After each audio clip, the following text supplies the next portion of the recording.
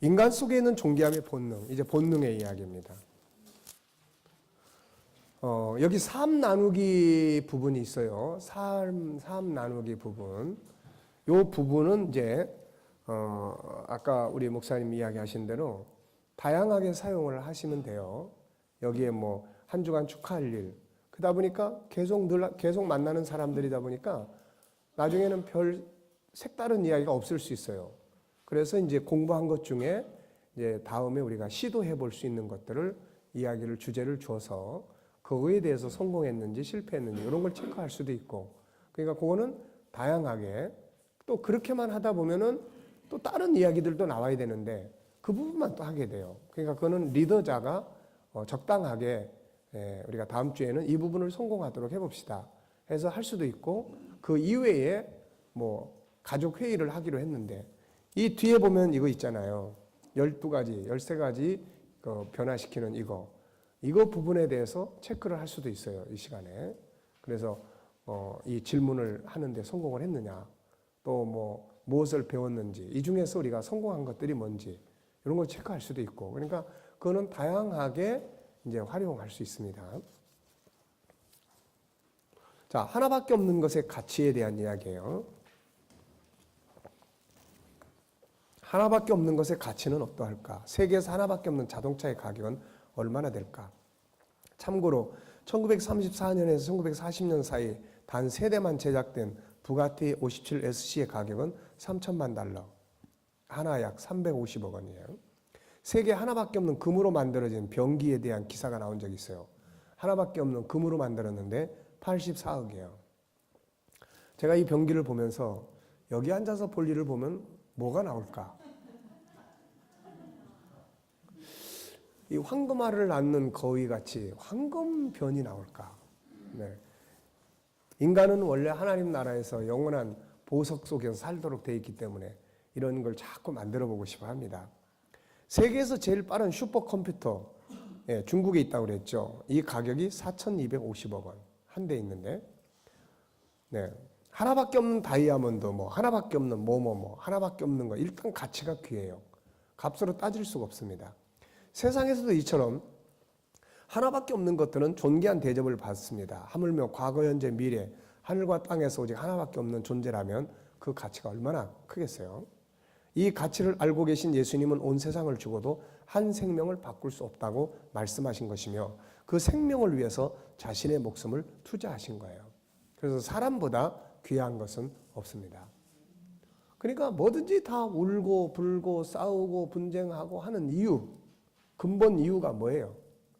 존중이 여김을 받고 싶어하는 본능에서 나오는 것들이에요. 네, 무시다니까 그러는 거예요. 중요한 건 사람이다. 나는 사람을 세워주고 있는가? 아니면 내 꿈을 위해 사람을 이용하고 있는가? 당신은 지상에 하나뿐인 존재다. 어떤 기막힌 우연도 그렇게 다양한 요소들로 이루어진 절묘한 조합을 두 번 다시 만들어낼 수 없다. 당신은 놀라운 발명품이여 누군가의 소중한 기쁨이다. 당신은 값으로 따질 수 없는 진귀한 보석이다. 하나님은 쓰레기를 만들지 않는다. 다 사람에 대해서 중요한 이야기를 했죠. 그 중에서도 가장 중요한 이야기, 예수님께서 마태복음 16장 26절에서 뭐라고 그랬어요? 온 천하를 얻고도 자기 목숨 하나밖에 없는 생명을 잃으면 무슨 유익이 있느냐? 뭘 주고 자기 목숨을 바꿀 수 있느냐? 뭐 이보다 인간의 가치를 더 분명하게 설명한 이야기는 없습니다. 나타나는 존귀함의 본능.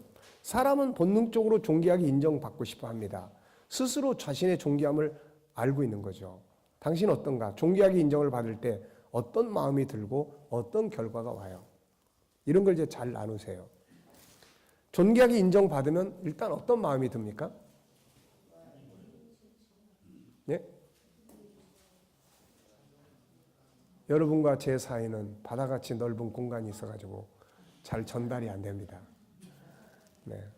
존귀하게 인정받으면 어때요?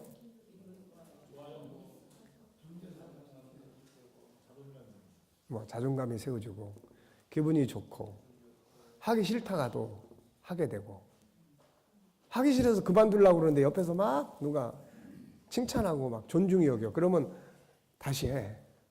네. 그러니까 이게 본능이기 때문에 이걸 충족시켜주면 뭐든지 할 수 있는 거예요. 이게. 근데 하려고 하는데 옆에 와서 자꾸 무시하고 해봐야 뭐 잘하는 게 뭐 있냐 그러고 그러면은 그냥 다 때려치우고 싶은 거죠 이게. 네. 그래서 마음의 심리적 안정감을 갖습니다. 일단은 막 불안하고 분노하고 이런 게 안 생기고 편안한 거예요. 안정감이 생기는 거예요. 행복이 오는 거고 그런 속에서 하는 일들은 어때요? 잘 할 수 있는 거예요. 근데 막 씩씩대 가면서 신경질 내면서 물건 만들어 보세요. 그게 제대로 됩니까 이게? 안 되는 거예요. 요한 3서 1장 2절이 그런 이야기예요. 너의 영혼이 심리가 안정이 되면 모든 일이 다 잘 된다. 그게 그런 의미예요.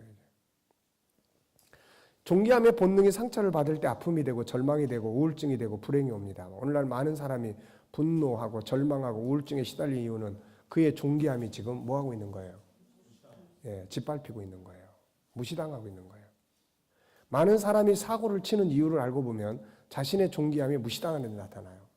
미국에서 그 청소년들에 대한 범죄를 연구해 본 결과가 뭐냐면은 사건을 저지르는 아이들한테 물어보니까 왜 사고를 쳤냐 그러니까 나도 좀 세상에 좀 세상 사람들이 나를 좀 알고 싶어 알아주기를 바래서 그랬다는 거죠.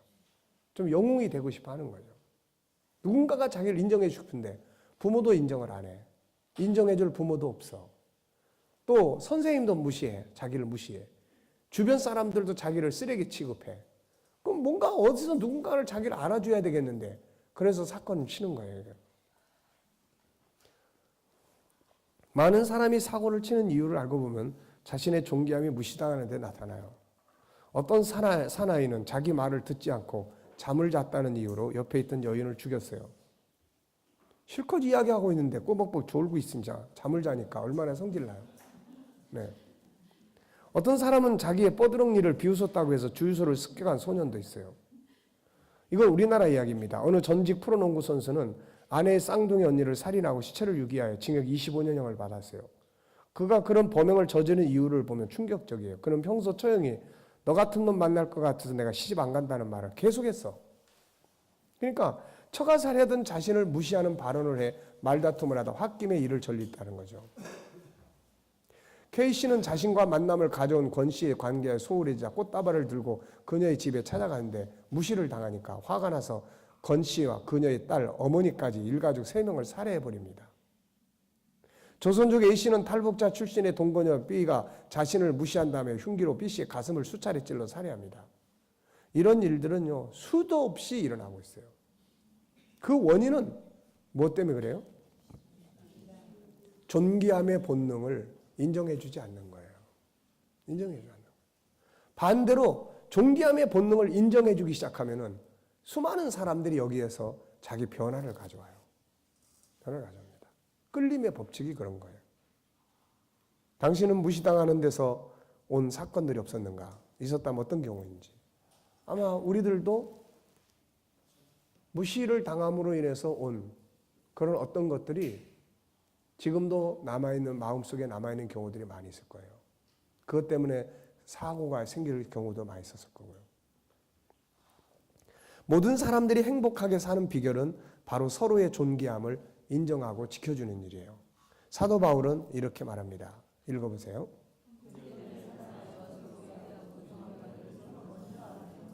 존경하기를 서로 먼저 하라고 이야기를 해요. 자존감과 자존심, 자기의 존귀함을 인정받고 싶어하는 것은 모든 사람이 가지고 있는 기본적인 본능이에요. 하나밖에 없는 데서 나타나는 창조적 본능입니다.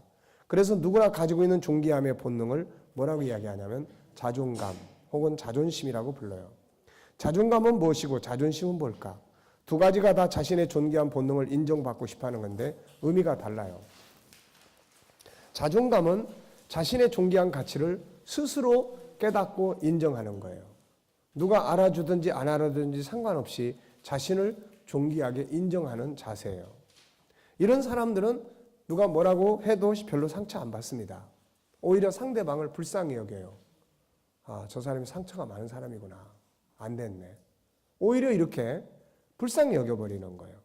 다른 사람이 뭐라고 하든지 자기 스스로의 가치를 인정하고 흔들리지 않습니다. 이제부터 우리가 훈련해야 할 부분이 바로 이런 부분이에요. 다른 사람이 무엇이라고 하든 이렇게 생각하고 외쳐라. 다 같이 해보세요. 시작.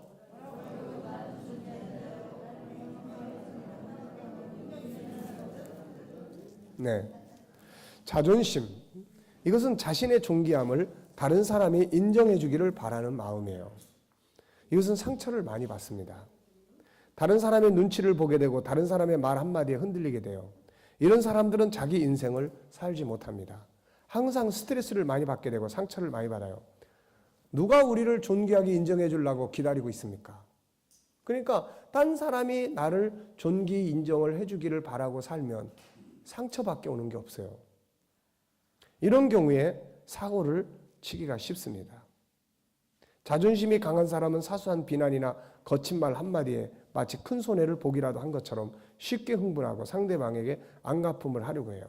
자존심이 강한 사람은 외부 환경의 자극에 따라서 때로는 우월감이나 열등감을 느끼기도 하고 비교의식에 빠지기도 해요.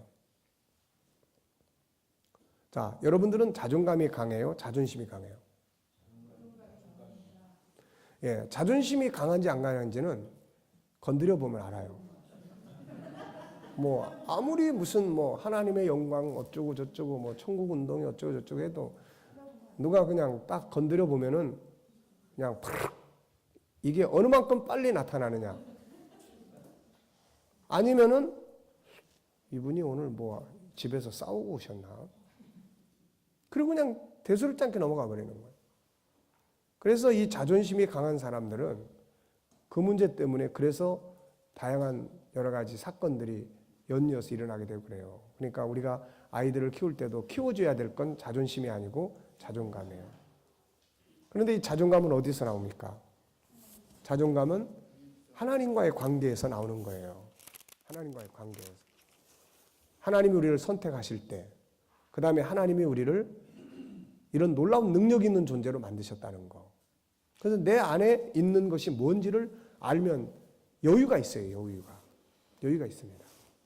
안에 있는 것이 없는 사람일수록 상대방을 자꾸 큰 소리로 억압하려고 한다든지 해서 자기 안에 없는 것을 채우려고 하는 거예요. 자, 자존감이 높은 사람. 그러나 자존감이 높은 사람은 외부 환경이나 자극에 민감하게 반응하지 않아요. 자기 존재에 대한 인식이 높습니다. 그러면 우리의 자녀들도 자존심이 강한 아이로 키우기보다는 자존감이 높은 아이로 키워야 돼요. 가방 250만 원짜리 쓸데없이 매줘봐야 그건 자존감이 커지는 게 아니에요. 그거는 자기는 250만 원짜리 샀다고 야 신나서 갔는데 이거 다른 놈이 500만 원짜리 메고 왔다 그러는 거야. 그러니까 이걸 가지고 자존감이 되는 게 아니라 되게 기분 나쁘고 그러는 거지 이게. 예, 그러니까 이런 거는 쓸데없이 자존심만, 현대인들은 쓸데없이 자존심만 강해요. 왜? 많이 배웠죠. 자기도 능력이 있죠. 개인주의가 발성해 강하게 훈련돼 있죠. 네. 그러다 보니까 이런 것들이 다 뭐만 키우냐면은 자존심만 키워주는 거예요. 그래서 누가 옆에서 조금만 째려봐도 너 지금 날 무시하는 거야? 네. 그러니까 이런 것들이 바로 열등감, 뭐 또 이런 심리적 질병들의 많은 원인이 됩니다. 그래서 마음의 여유, 자존심과 자존감의 차이는 작은 웅덩이와 넓은 호수에 비유할 수 있다. 작은 웅덩이와 물은 외부의 자극, 즉 돌을 던지면 물이 사방으로 튄다. 그러나 큰 호수에 물을 던지면 아름다운 파장만 퍼져나갈 뿐이다. 스스로 자존심이 강한 사람이 되기보다는 자존감이 높은 사람으로 자신의 인격을 훈련해야 한다. 이것이 시대의 시류에 흔들리지 않는 뿌리 깊은 나무와 같은 삶을 사는 비결이다. 자, 그래서 자신의 존귀함의 본능이 그렇게 나타나는 거예요. 자존감으로도 나타나고 또 자존심으로도 나타나요. 그러니까 우리가 키울 거는 나의 존귀함을 스스로 인정하고 누가 무시해도 제가 화가 날 일이 있는 모양이지 뭐 이런 정도로 그냥 넘어가면 되는 거예요. 뒤에서 한 말 가지고도 다시 가던 길 쫓아와가지고 당신 지금 뭐라고 그랬어 지금? 날 무시하는 거야 지금? 네, 이거는 자존심의 문제예요. 네, 이겁니다. 자존심. 손을 딱 들었어 택시. 택시가 그냥 지나가. 지금 택시는 빨리 지금 가서 사람을 바꿔주기 위해서 그 영업을 이제 다른 기사로 시간 되니까 그냥 가는 거예요. 근데 손든 사람은 되게 자존심 상하는 거예요. 내가 가난하다고 날 지금 무시하고 가는 거야? 아니, 내가 초등학교밖에 안 나왔다고 날 무시하는 거야? 지는 뭘 얼마나 잘 배워서 택시기사 해먹고 사는데. 네. 이게 자존심의 문제예요. 근데 자존감이 풍성한 사람은 그런 문제가 생겼을 때도 뭔가 바쁜 사람인가 보다. 뭔가 바쁜가 보다. 자기가 여유가 있는 거예요, 자기가. 네. 무슨 말인지 아시겠죠? 그래서 자존감의 본능이 이렇게 나타납니다. 뿌리 깊은 나무는 바람에 흔들리지 아니하니 꽃이 좋고 열매가 많이 열리니 샘이 깊은 물은 가뭄에 그치지 아니하니 내가 이루어져 바다로 가나니. 뿌리 깊은 나무 대목이에요. 자, 오늘의 훈련입니다. 자신은 하나밖에 없는 존재라는 사실을 선포해라. 자, 한번 해보세요. 시작. 네. 이걸 날마다 하고 사는 거예요. 날마다. 하나님의 형상을 가진 자에게 존귀한 자라는 걸 선포하라. 세상 것들로 인해 자신의 가치를 평가하지 마라. 온 세상에 하나밖에 없는 존재라는 사실로 인해서 존귀하다는 걸 선포하라. 밖에서 누가 뭐라고 하든지 그 사람의 생각이라고 단정하고 자신의 존귀한 가치를 인정하고 선포해라. 딴 사람이 무시하니까 나도 나를 무시해버리는 거예요. 나도 나를 존귀하게 인정을 안 해. 나를 딴 사람이 무시해도 내가 나를 존귀하게 여기면은 뭐 그냥 신경 쓸 필요가 없는데. 전도서 7장 21절이 그 이야기예요. 다 같이 읽어보세요.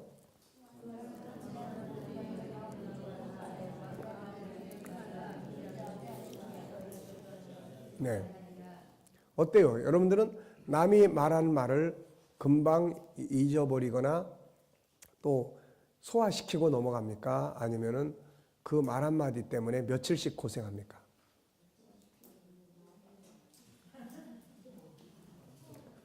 집에 가가지고도 툭툭 그 말만 생각나가지고 자다가도 벌떡 일어나서 냉수 한 컵 들이키고 나를 우습게 봐. 예, 더 지나친 사람은 이제 12시에 전화해. 나를 그렇게 골탕 먹여놓고 잠이 와 너 지금? 네. 사람들이 하는 모든 말에 마음을 두지 마라. 얼마나 참 좋은 말씀입니까? 그렇게 하면은 종이 저주하는 것도 듣지 않게 되는 거예요. 종이 나를 뒤에서 저주하거나 말거나 제가 기분 나빠서 그런가 보지 뭐. 네. 근데 남의 말을 늘 두고 살면 말을 안 했는데도 그렇게 한 것처럼 느껴져 자꾸. 옆에서 뭐라고 수근수근만 해도 저 사람들이 지금 날 가지고 지금 뭐 하는 거야 지금 뭐야 지금. 참 이게 얼마나 심리적인 게 무섭습니까 이게. 당신이 존귀한 이유는 뭔가 기록해보라. 뭐 때문에 존귀한 거예요? 우리가 성경적 입장에서 공부한 일이 있었죠. 우리가 존귀한 이유는 세 가지입니다. 첫째는 하나님의 사랑 가운데서 우리를 선택하신 거예요. 시편 139편. 아무렇게나 존재하는 게 아니에요. 하나님의 사랑과 은혜 가운데서 기뻐하심과 필요에 의해서 특별히 선택된 자예요. 두 번째는 하나님의 형상을 내 안에 담아주신 거예요. 그래서 우리는 부자야. 내 안에는 어마어마한 게 있기 때문에. 근데 뭐 그 조그만 거 가지고 이러쿵 저러쿵 하는데 어떤 사람은 옷을 자기 나름대로 비싼 옷을 딱 사입고 출근을 딱 했더니 딱 보고 하는 말이 야 너는 어떻게 그냥 옷을 그런 구식 스타일만 입고 다니냐. 이 말 딱 듣는 순간 어때요? 부글부글 끓는 거죠 이제. 쫓아가지고 야 네 옷은 19세기 거냐 18세기 거냐 따지든지. 근데 자존감이 강한 사람은 그냥 그런 소리 하거나 말거나 자기 편하게 입고 사는 거예요. 남의 눈치를 안 보는 거예요. 모든 사람에게 존귀함의 본능이 있다는 것을 염두에 두고 생각하고 말하라. 모든 것은 존귀하게 인정하는 데서부터 해결이 됩니다. 이게 기본이에요. 존귀하게 인정하는 데서부터 대화도 되는 거고 용납도 되는 거고 다 하는 거예요. 자, 4장으로 넘어가겠습니다.